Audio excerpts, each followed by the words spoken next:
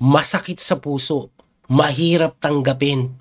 Yan ang mararamdaman mo pag ganito ang nangyari sa laro mo. Nangyari po ito sa Prague International Chess Festival 2024, game between Grandmaster Bidit Santos Gurati at Grandmaster Vincent Keymer. Tingnan nyo po C4 ang tinira ni Bidit. Nag-Knight F6, Knight C3, E5, Knight F3, Knight C6. Nag-G3 po yan. Ayan, typical po yan na King's Indian 4 Knights variation. Nag-Bishop B4, Bishop GT develop lang. Nag-Castling, Castling lang din. Tapos E4, linyang-linya na kung saan Knight G5 ang ginagawa. Tapos kinakain yung kabayo sa C3 para mawalan ng pressure yung E4. Binabawi po yan ng pawn. Tapos nagro-Rook E8.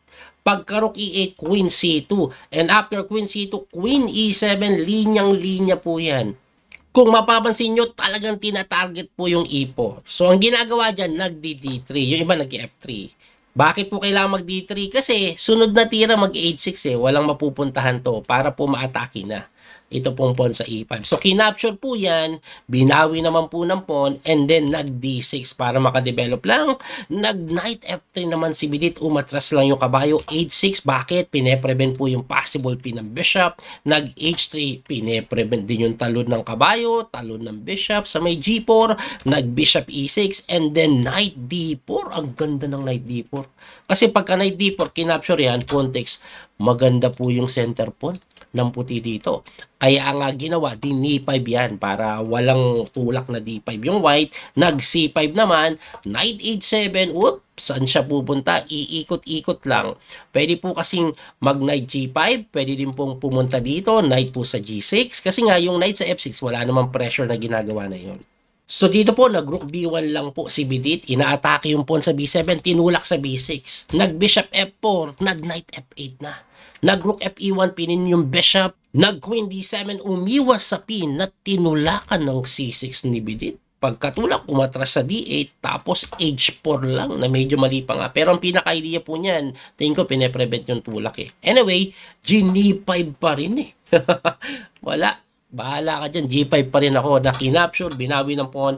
And then, umatras lang sa dito, nag-F6 na kung saan hindi daw ganun kaganda kasi may F4. Ayan, binibiyak talaga. G4 tinulak at binigyan ng matinding sacrifice.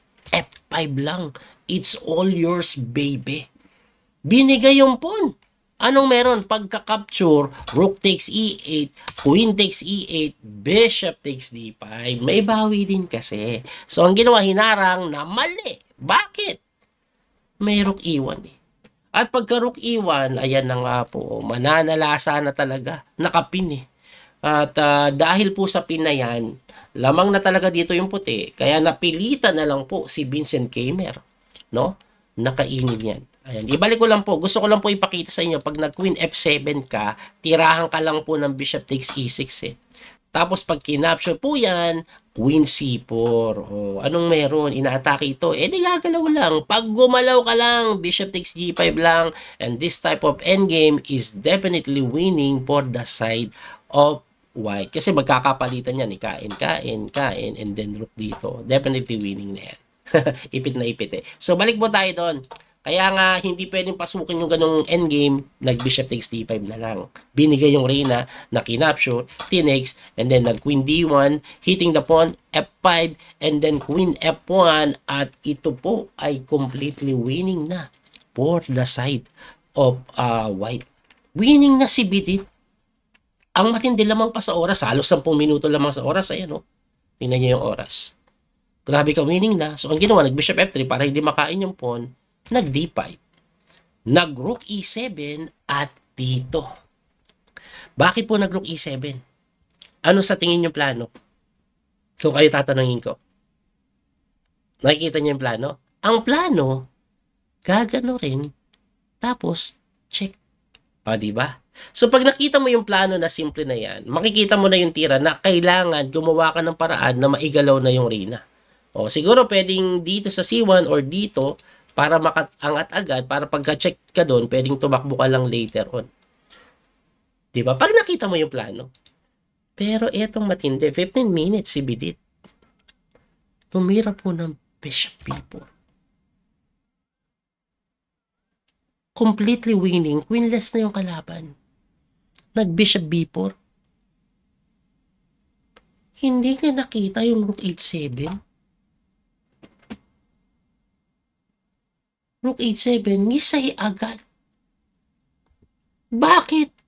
Saan pupunta yung Reyna ngayon? Pag gumanong ka, chichiking ka nga dito. Pag umangat ka dito, check pa rin dito, mati. Pag pumunta ka naman dito, ganun pa rin. Yun na nga yung ginawa eh. Naging F2 na lang yun eh. Tapos ayan, Rook H1 nag-resign. Pusang gala. Mga top grandmaster sa buong mundo, simpleng Rook H7 na miss. Hindi pa siya time pressure tulad ng kalaban. 15 minutes pa. Winning na ipatalo pa. Parang kay Pragnananda lang, no? Gaano kasakit yan sa puso? Ang hirap mag-chess, ang hirap makakuha ng winning position tapos ipapatalo sa simpleng tirang ganun. Mahirap talaga mag-chess, yan ang masasabi ko. Kaya nga, yung mga player dyan na nagsasabi, grabe naman, nanghihina naman yan. Namimiss pa yung mga ganun. Tapos sasabihan ng bobo, ganun-ganun. Grabe naman kayo. Ay, hirap talaga mag-chess kahit nga ito, Super Grandmaster na eh. Nagkakaganon pa oh. No? Lungkot nito, sa totoo lang. Ang hirap tanggapin ng ganitong klaseng pagkatalo. Pero that's part of the game. Nangyayari talaga yan. Kahit kanino, kahit si Magnus nagkakaganyan. Nagkakaganyan si Magnus. Anyway, sana may natutunan kayo, nag-enjoy sa video na to. Muli ito po yung Coach P, the Master Daniel Causo. Abangan nyo po yung mga video natin about this tournament. Hanggang sa muling pagkikita. God bless po mga kabiyahe. Thank you po sa support. Don't forget to like and share. Bye-bye. That little mouse, 'cause I'm an albatross.